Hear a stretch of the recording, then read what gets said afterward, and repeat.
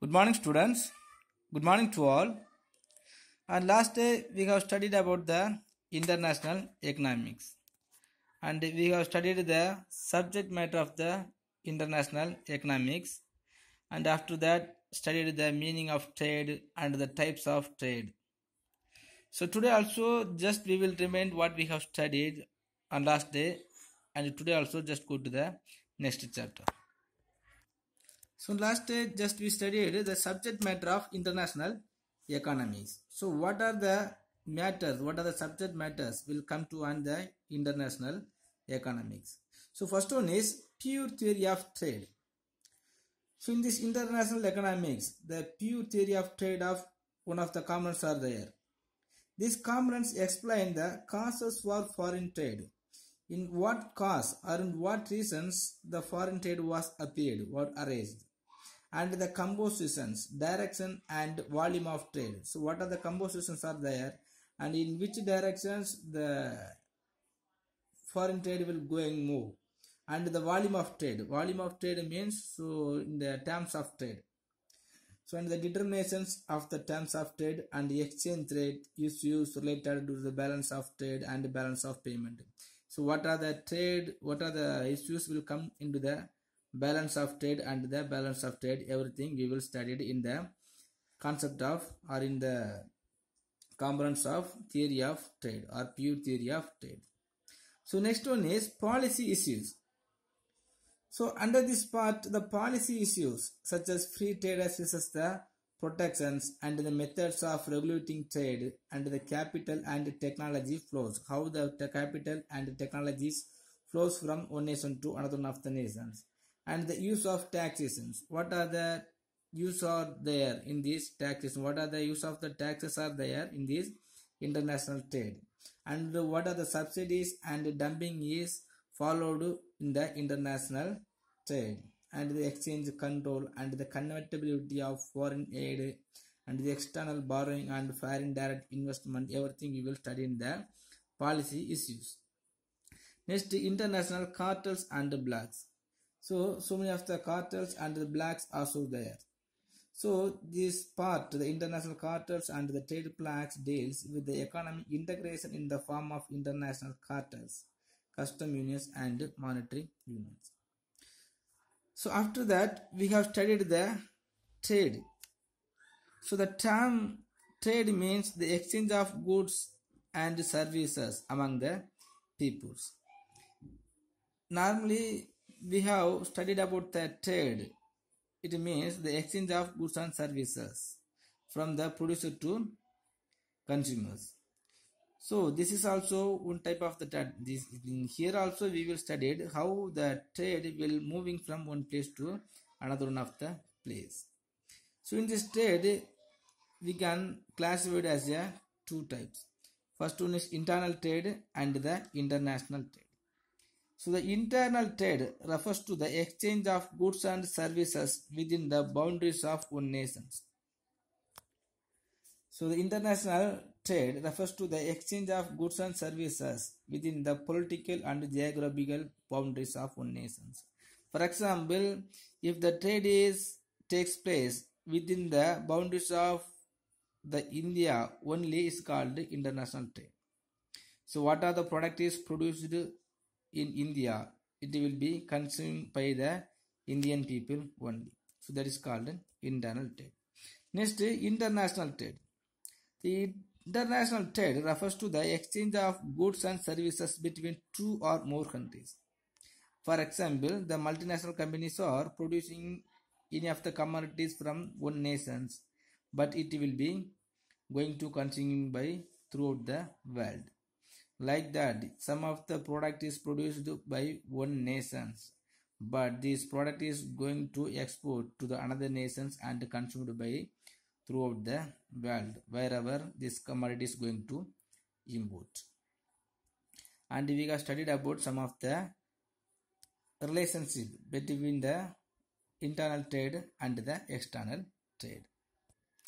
Okay students, if I explaining the difference between the internal trade and international trade, it will take more time. So just you study yourself, you could understand, I think. So next we will go to the theories of international trade. So many of the theories are there in this international trade.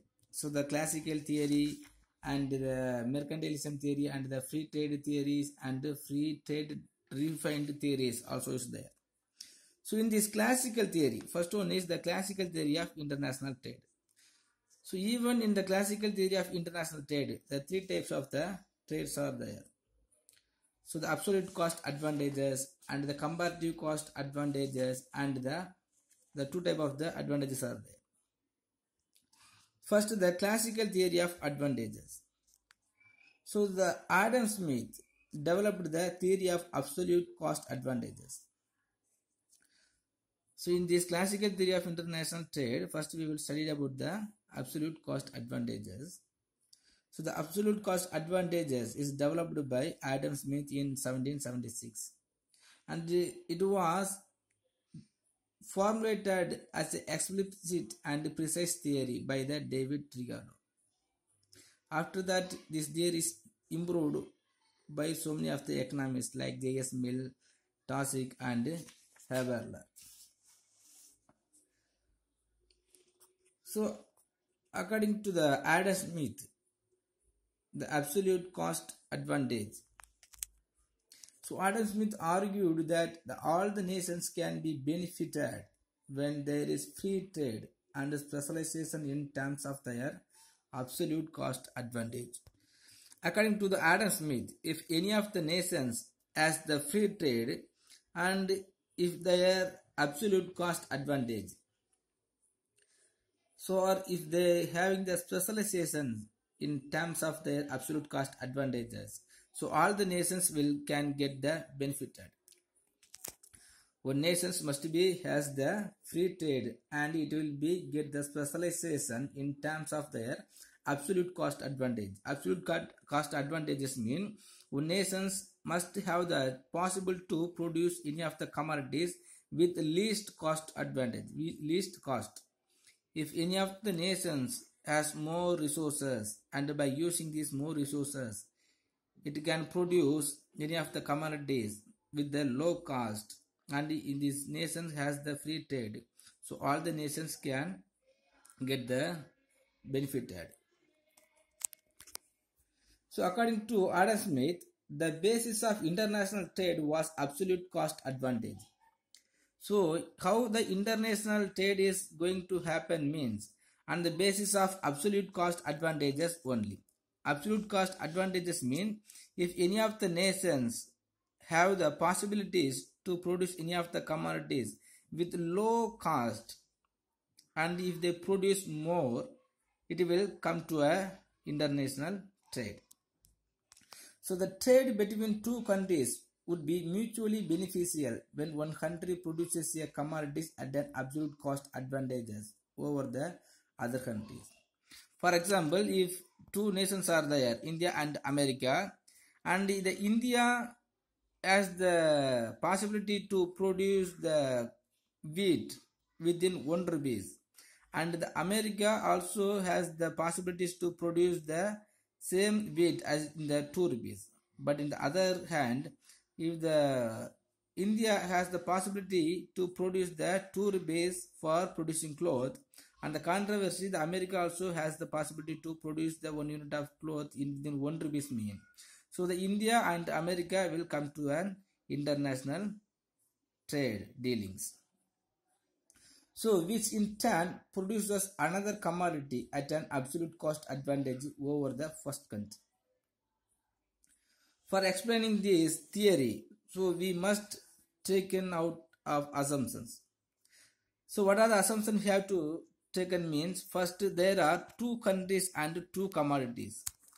For explaining these absolute cost advantages, we have to assume so there are two countries and two commodities. Two countries and two commodities mean the two countries only are going to involving in this international trade and the two countries also producing the two commodities only. For example, wheat and cloth. The both countries are producing cloth and wheat only. So next, labor is only factor of productions. So the labor is only the factor of productions. labor is only factor of production means, so 4 factor of production will be using to produce the commodities, but we have to assuming the labor only is the factor of production. There is no capital and other factor of productions. By using the labor only, the two nations are going to produce or achieving the productions. Next, labor units are homogeneous. So all the unit of labor will be the homogeneous. The labor in India and the labor for the America also will be the homogeneous. The power and the ability and the skills will be the same. Next, the fourth assumption, this is the important assumption. So the cost or the price of a commodity is measured by amount of labor required to produce it. So we have to assuming the cost or price of a commodity is measured by amount of labor required to produce it. How much amount of labor is going to involve to produce any of the commodity. That is the amount for the price of a commodity. This is the main assumption. So next, there is the no transport cost. Okay, but now in this international trade, the transport cost is considered on the basis of the constitution of every nation, but there is no transport cost. So the 5 assumptions must be taken out to explaining the theories. So now we can explaining the absolute cost advantages by seeing this schedule itself at first. First, just when we are seeing this schedule, we can clarify it. So the country is mentioned in one column and the two nations, the India and China, are mentioned in another one of the columns. So India, when India produced the wheat, the 20 unit of labor, is going to produce. Next, the China also. So India can produce 20 unit of wheat per unit of one labor, and the China also can produce the 8 labor per unit of output. So here next to the cloth, the India also can produce the 6 unit of output per one labor. Next, the China also produced the 14 unit of cloth. So we can easily clarify it by 1 unit of labor. So India can produce 20 unit of wheat. So China also produced the 8 unit of wheat per using 1 labor. So the same, the India also can produce the 6 unit of cloth per unit of 1 labor. The China also can produce the 14 unit of cloth per unit of labor. So from that illustrations, so it is clear that India has an absolute advantage in the production of wheat over China. And China also has an absolute advantage in the production of cloth over India. So therefore, India should specialize in the production of wheat and import cloth from China. So like that, China also have the possibilities or should specialize in the production of cloth and import wheat from India. So this kind of trade would be mutually beneficial to the both India and China. So now when we are seeing the diagram, you can easily understand. So India can produce the 20 unit of wheat and 6 unit of cloth by using 1 unit of labor. So like the China can produce the 14 unit of cloth and 18 unit of wheat by using 1 unit of labor. So now the India has more power or more specialized skill to produce the wheat, but it has not specialized skill to produce the cloth. But in the same time, so the China has more power to producing the specialized skill to produce the cloth and less specialization to produce the wheat. So now the India can export to the wheat to the China. So instead of that, so it can easily import the wheat. So the India also can export the wheat to the China instead of cloth. So here, so which nation has the more powerful to produce any of the commodities? That product has to be export to the another nations, and which product is not able to produce with the absolute cost advantage, it can import. So on the basis of absolute cost advantages only, so the nations are come to the international trade. Next, comparative cost advantage. The comparative cost advantage is developed by the David Ricardo. He is the British economist. He is published one his book, so the principle of political economy and the taxations. So in this book, he formulated a systematic theory. It is called comparative cost theory. So the comparative cost advantages. So the Ricardo demonstrates that the basis of trade is the comparative cost differences. In other words, trade can take place even if the absolute cost differences is absent, but there is comparative cost difference. So even if there is no absolute cost advantage, so by comparing the cost advantages with another nations, so if the nations are thinking it is better to import from another nations, it will come to an international trade. So according to Ricardo, a country can gain from trade when it produces at relatively lower cost. So even when a country enjoys absolute advantages in both goods, the country would specialize in the production and export of those goods which are relatively more advantageous.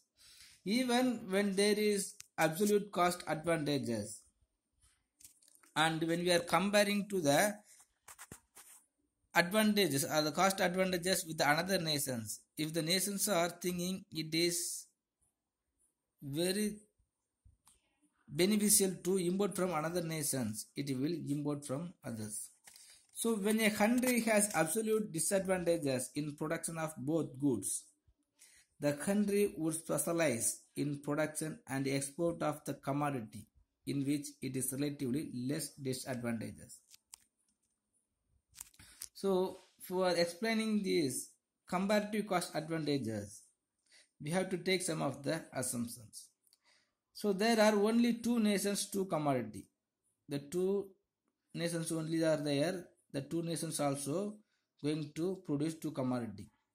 Next, labor is the element. So labor is the only element of cost of production. The cost of production is mentioned by the labor only. So all laborers are the equal efficiency. So the labor in the both nations also will have the same efficiency. So next, the labor is perfectly mobile within the country but perfectly immobile between countries.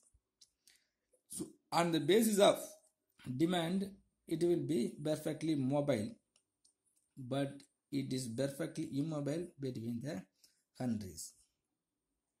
Next, the production is subject to the law of constant returns. The production is subject to the law of constant returns means even if the labors are going to increase, so the constant returns only will be get. Next, foreign trade is free from all barriers. So there is no barriers, no tax policies, no constitutions, and there is no any of the barriers. Next, no change in technology. So what technology is going to use to produce any of the commodities in one nation? So it will be no change. It is a permanent one. So no transport cost. So as I said in first theories, there is no transport cost. Next, the full employment will be there in both nations. Next, the no government interventions. So there is no government interventions within the two nations international trade. So next, the illustrations. The Ricardo's theory of comparative cost can be explained with the hypothetical example production cost of cloth and wheat in America and India. So comparative cost advantage also can be easily explained by seeing this schedule.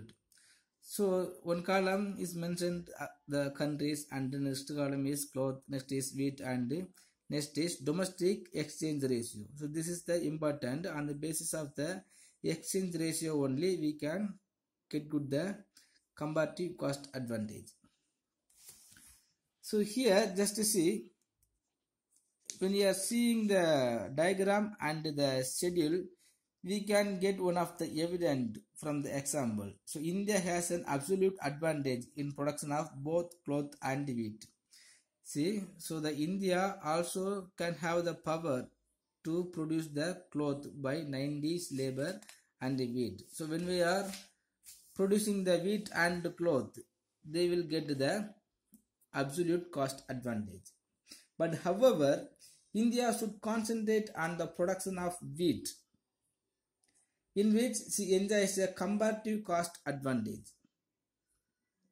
So when we are producing any of the commodities, when we are producing the wheat by using the 80 labors, so it will be produce more wheat and it will be export to the America. So instead of producing the cloth, India itself, it can import from the America, because we have to comparing the cost advantage. So 80 by 120 is less than 90 by 100. So when India is going to produce the wheat at 80 unit of labor, and in the same time the India is producing the 90 unit of labor, 1 unit of labor per 90 labors, but in the same time the America is producing 1 unit of cloth by using the 100 unit of labor. So there is no more disadvantages.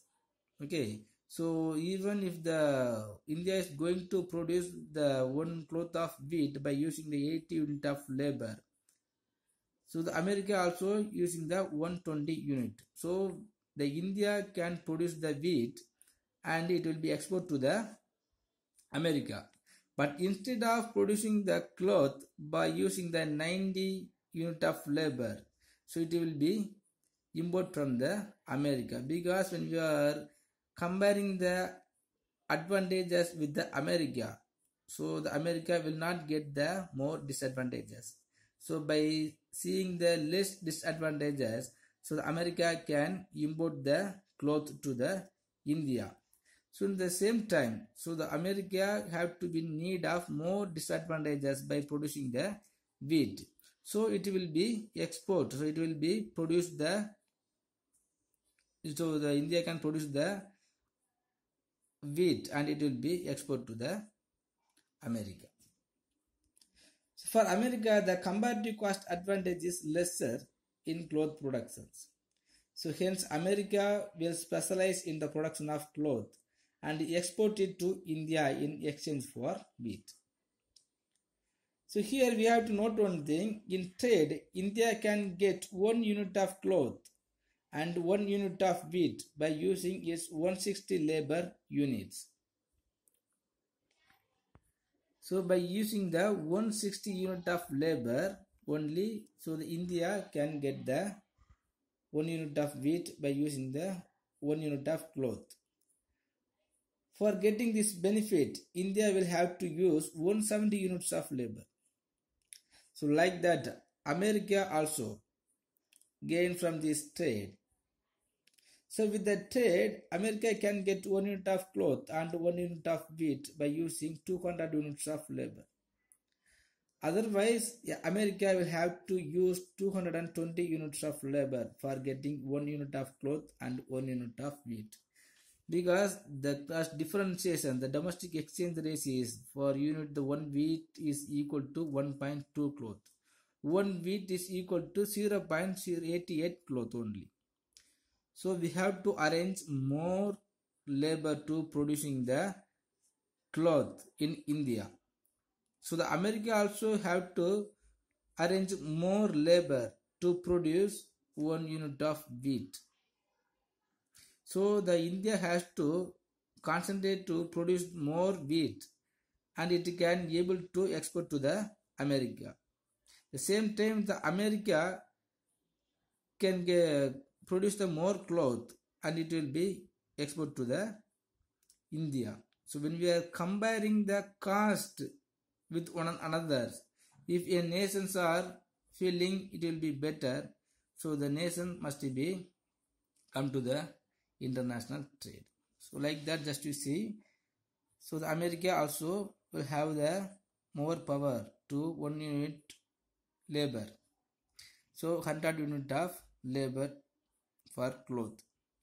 The India also has the power 80 unit of labor per unit of wheat and the 90 labor required per unit of cloth. But here no more difference between the 90 and 100. So the America is also producing the 1 unit of cloth by using the 100 unit of labor. But the India also producing the 90 unit of labor by producing 1 unit of cloth. So when we are comparing the advantage cost, there is no more disadvantages for America to produce the cloth and import export to the India.